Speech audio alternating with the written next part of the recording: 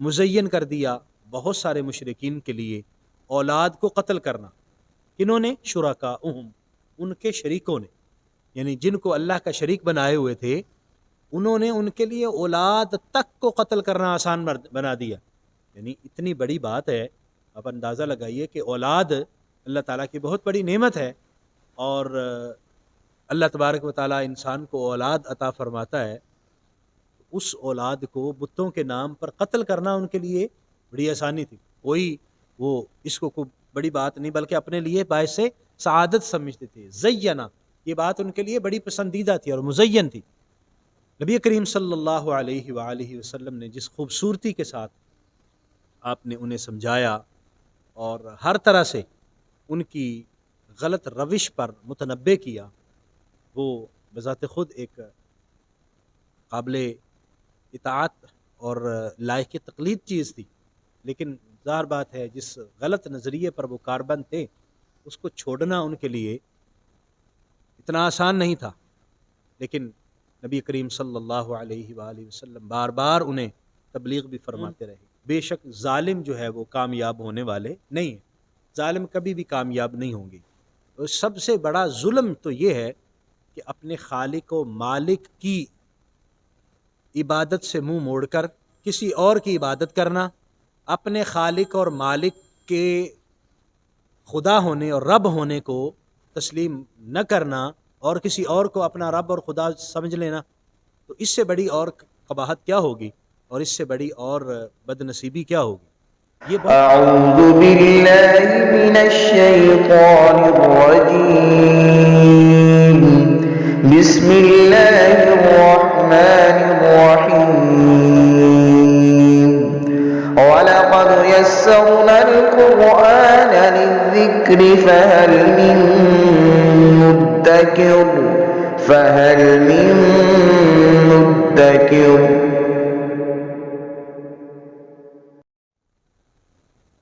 بسم اللہ الرحمن الرحیم، سورہ انعام کی 135 نمبر آیا مبارکہ ہے، 8واں پارہ ہم پڑھ رہے ہیں۔ اعوذ باللہ من الشیطان الرجیم، بسم اللہ الرحمن الرحیم، قل یا قوم اعملوا علی مکانتکم انی عامل فسوف تعلمون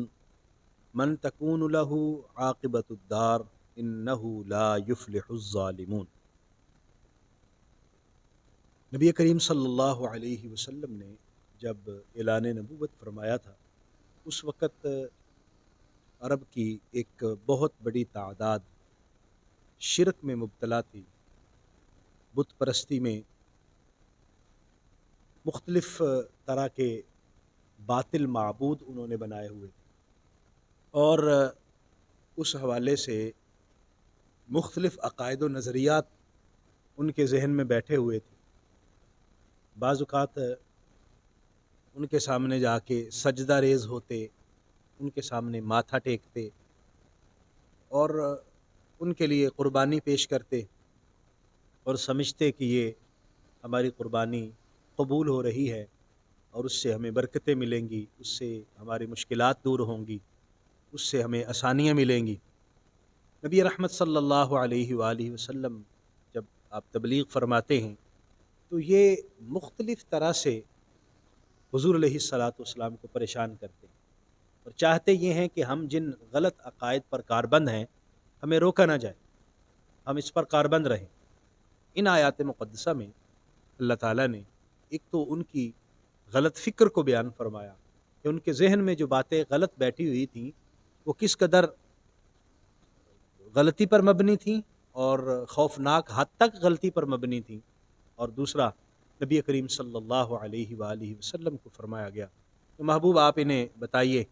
کہ میں اپنی فکر کے مطابق اور اللہ کی طرف سے جو مجھے رہنمائی ملی ہے اس کے مطابق عمل کر رہا ہوں، تم اگر میری بات نہیں مانتے ہو تو تم اپنی جو راہ ہے اس پر چلتے رہو، پھر تمہیں پتہ چلے گا کہ گھاٹا کس طرف ہے اور نقصان کون اٹھا رہا ہے۔ نبی کریم صلی اللہ علیہ وآلہ وسلم نے جس خوبصورتی کے ساتھ آپ نے انہیں سمجھایا اور ہر طرح سے ان کی غلط روش پر متنبع کیا، وہ بذات خود ایک قابل اطاعت اور لائق تقلید چیز تھی، لیکن ظاہر بات ہے جس غلط نظریے پر وہ کاربند تھے اس کو چھوڑنا ان کے لیے اتنا آسان نہیں تھا، لیکن نبی کریم صلی اللہ علیہ وآلہ وسلم بار بار انہیں تبلیغ بھی فرماتے رہے۔ یہاں ان کی اسی فکر کے حوالے سے چند چیزیں بتائی جا رہی ہیں۔ نبی رحمت صلی اللہ علیہ وآلہ وسلم کو فرمایا، محبوب آپ انہیں فرما دے، قل یا قومی، آپ فرما دیجئے اے میری قوم، اعملوا علی مکانتکم، تم اپنی جگہ پر عمل کرتے رہو، انی عامل، میں اپنا عمل کر رہا ہوں، تم اپنا کام کرتے رہو، میں اپنا کام کر رہا ہوں، فسوف تعلمون، ان قریب تم جان لوگے، من تکون لہ عاقبۃ الدار، کہ عاقبت یعنی جو انجام ہے، بہترین انجام، وہ کس کا ہوگا، من تکون لہ، خیر کس کو ملے گی، انجام بہتر کس کا ہوگا، اس کو پتہ چل جائے گا۔ انہ لا یفلح الظالمون، بے شک ظالم جو ہے وہ کامیاب ہونے والے نہیں ہیں، ظالم کبھی بھی کامیاب نہیں ہوں گے۔ اور سب سے بڑا ظلم تو یہ ہے کہ اپنے خالق و مالک کی عبادت سے منہ موڑ کر کسی اور کی عبادت کرنا، اپنے خالق اور مالک کے خدا ہونے اور رب ہونے کو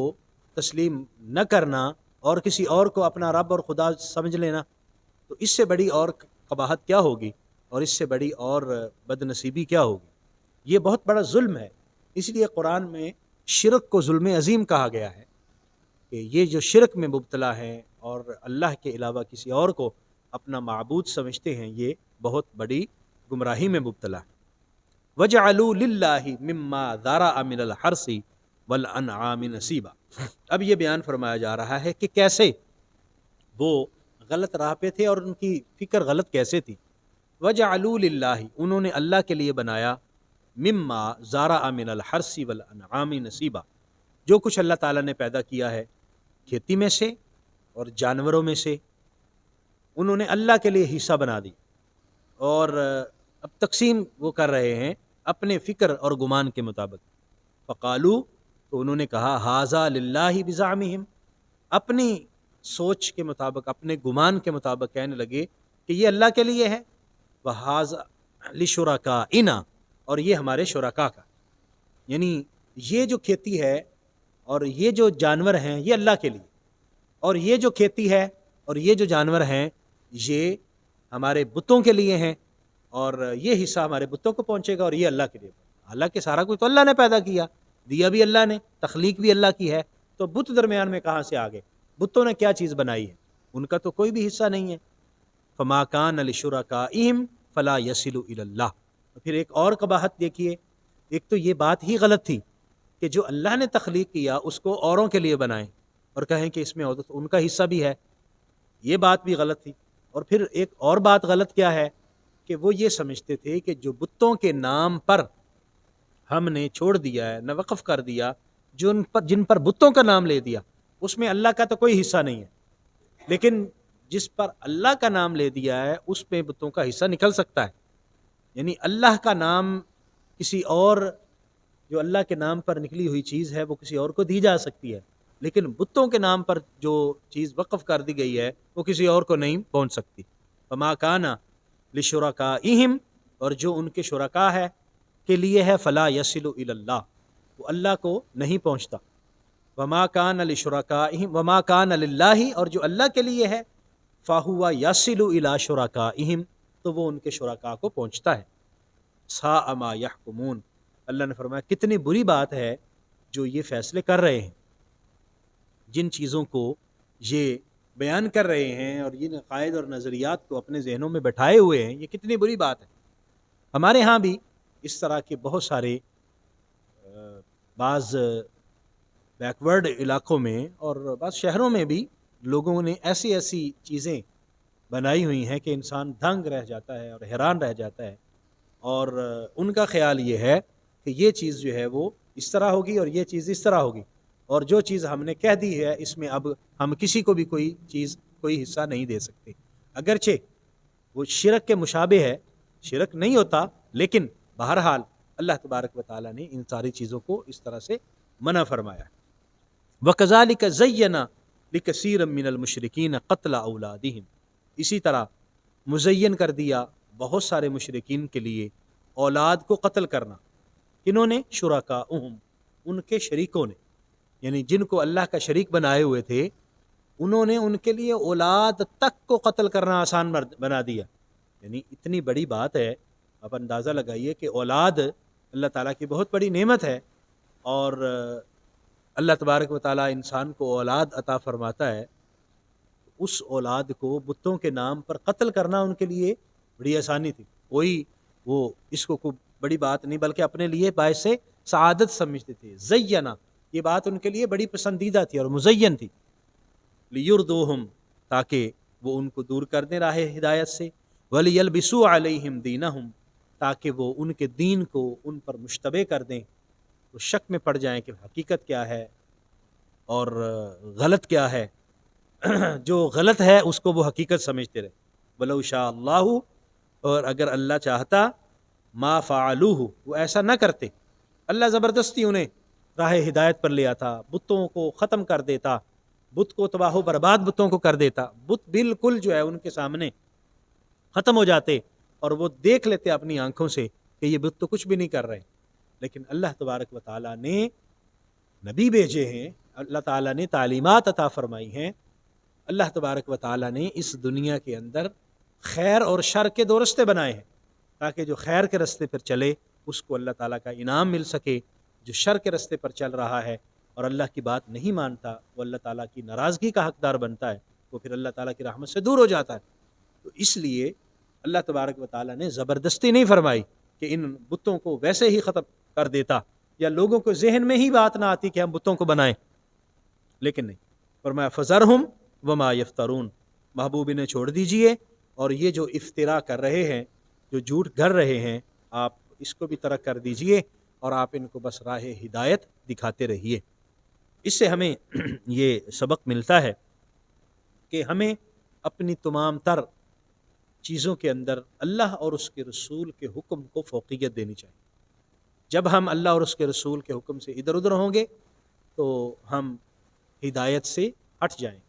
اور گمراہی ہمارے قدموں میں بیڑیاں ڈال دے گی اور پھر ہم سیدھے راستے پر نہیں چل سکیں گے۔ نبی کریم صلی اللہ تعالی علیہ وآلہ وسلم کی تعلیمات یہ ہیں، اللہ تعالیٰ کی وحدانیت، اس کے یکدا ہونے کو، اس کے ایک خدا ہونے کو تسلیم کیا جائے اور اس پر کاربند رہا جائے، اللہ تعالیٰ کی اطاعت اور فرمانبرداری کی جائے۔ اللہ کریم ہمیں توفیق عطا فرمائے، آمین۔ وآخر دعوایا ان الحمد للہ رب العالمین۔